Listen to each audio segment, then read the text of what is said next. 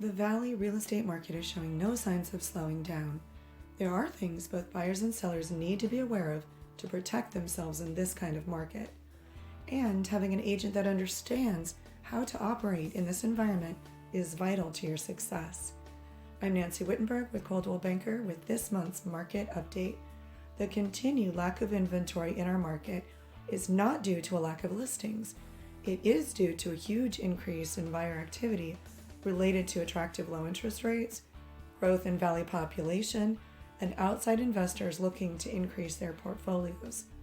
To compete in this market, we're seeing buyers take measures to snag a new home that can cost them and sellers in the future. One tactic we often see are buyers submitting personal letters which include pretty family pictures which seem innocent enough. What many of these letters subtly provide is information regarding the buyers that could indicate a fair housing protected class. Let's say a seller chooses a family over a single person, or selects an offer not on its merit but based on one of the protected attributes.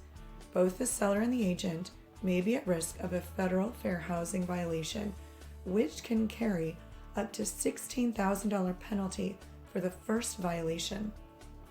Buyers and their agents should not offer, and selling agents and their clients should not accept personal letters.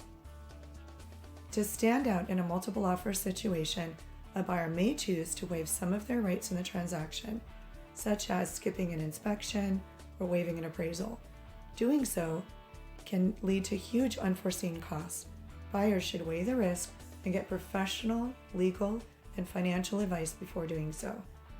And speaking of appraisals, sellers asking for higher prices in a growing market is not unusual, but if the buyer is getting a loan, the house will have to appraise for at least the sales price.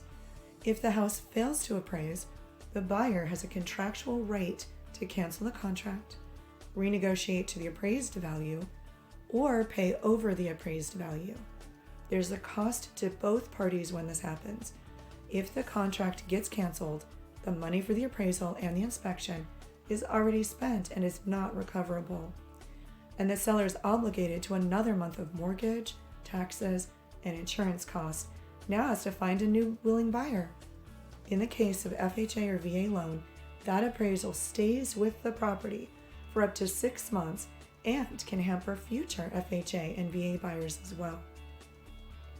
Understanding how to manage multiple offers and the challenges for both buyers and sellers in a market like we have now takes knowledge, experience, and a trusted advisor.